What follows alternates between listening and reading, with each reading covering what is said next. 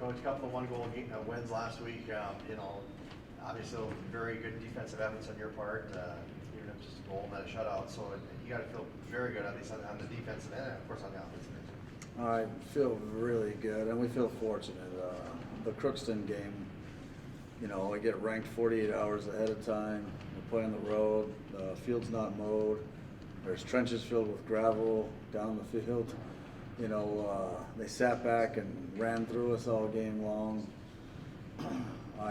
They fouled us 30 times or something. It was tough to get rhythm. So it was. We felt really fortunate. We were really pleased with our girls' ability to battle and win that game. Bemidji's a very, very good team, and to beat them in overtime, and I know we outshot them, 20-6 or something. That just shows you, how relentless we can be on the attack. But I was pleased. They had a really good in-game adjustment and started to take the game for a little bit. Then we adjusted back and then tilted the scales. And then when you look at 55 minutes against us and against the wind at the same time was a long time before finally they yielded.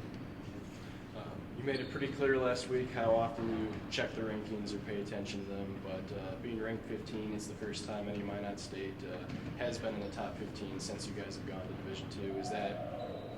Do you take any kind of pride in that whatsoever? I don't know, man. It's kind of cool, I guess. We gotta keep getting 6 points every weekend. The thing that we really are kind of dialed in on is that number 2 regional ranking. 1 and 2 host the NCAA tournament. That's been our goal since the beginning of the season. So we gotta keep getting 6 points. We've never had a good game at Southwest Minnesota. We're 1 and 2 there. We won in overtime last year. We really need to scratch out a good result there this year, and then be able to come back and play Sioux Falls. And they both have new coaches. They're much improved, teams, and I think they're going to be difficult. And they're both scoring goals, but they're both giving up goals. A little different than us. We'll take 1-0, and I think they would take 4-3. So. It's going to be an interesting contrast. One thing that we're able to do is we're able to pay 3 or 4 systems, where a lot of teams don't know how to deal with that and generally can't change in the middle of the game. So, I think that's one thing that favors us if it gets into a grind. How about the health status of your team? Pretty healthy still? Yeah, we lost the 2 girls to knee injuries in fall camp, but currently, everyone's practicing and everyone's healthy.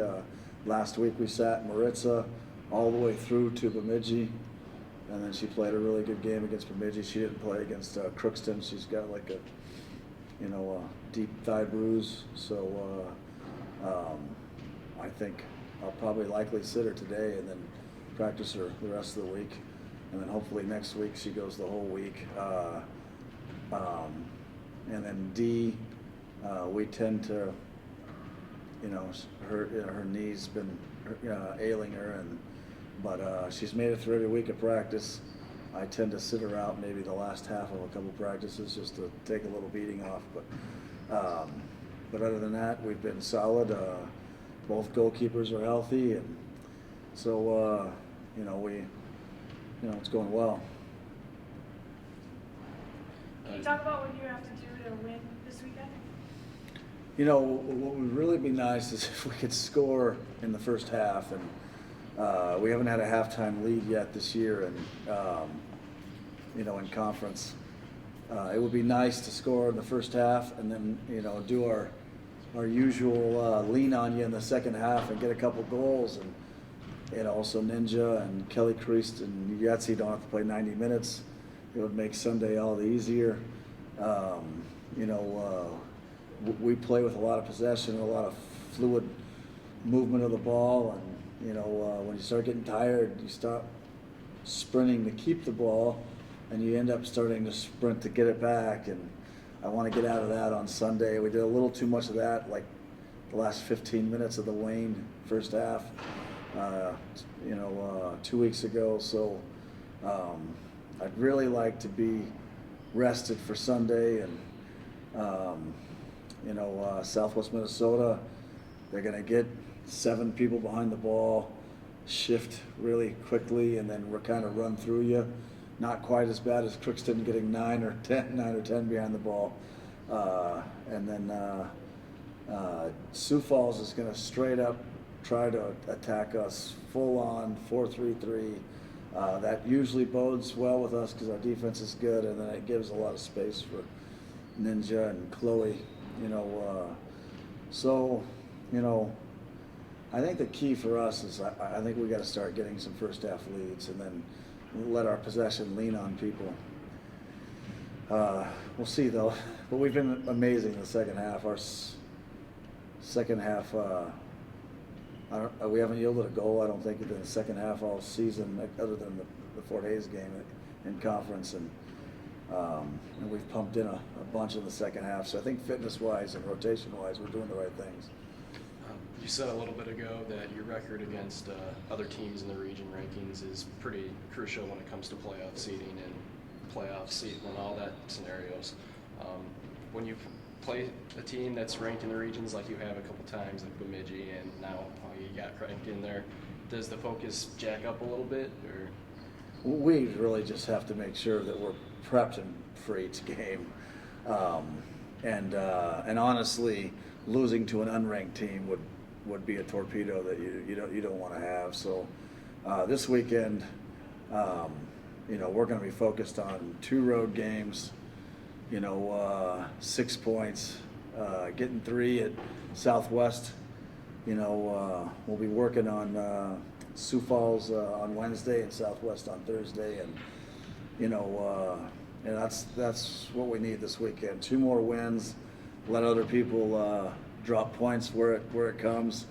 I'm not thinking about Mankato or St. Cloud, and I don't know if where they're even ranked at all. I haven't looked at it, but I know those teams are looming. But right now, we got to deal with Southwest, and they lost all 6 of those California kids to graduation last year, so they got a whole bunch of new kids from Iowa and Illinois and Minnesota. So that's kind of the plan right now, and I don't know.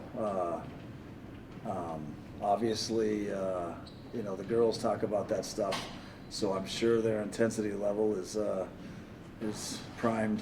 You could tell in the Augie and Bemidji game where we went against the wind in both games in the first half, and I think we outshot Bemidji 8-1 in the first half and Augie 9-1 against the wind. Bemidji was against a 30-mile-an-hour wind. So, I know the intensity was really high. I think the intensity was higher against Bemidji than it was Crookston. But I don't know that was a factor of ranking, or if our girls were getting frustrated with the field and, the fouling, and the lack of rhythm. So, I don't know. For me, right now it's Southwest, and to be honest with you, I don't even know who we play after Sioux Falls. And I know that's cliche to talk about, but I haven't looked at it.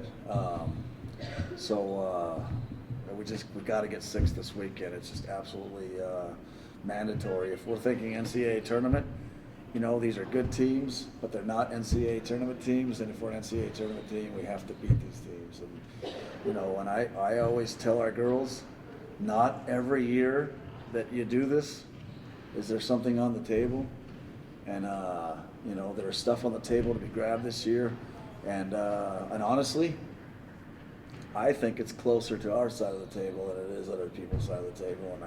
And I think a conference championship was on the table last year, and it might have been maybe in the middle. And I think in 2012 when we grabbed a conference championship, it was on the table, but I think it was a lot further in Mankato's side of the table than it was ours. This year, I feel like things are on the table and they're really close to us, so we have a good chance to get them. And but the only way to get them is to get 3 points in each match, and not just the big matches. So, this weekend is, I think it's the biggest weekend of the year as far as I'm concerned. But I'd probably say that next week. So.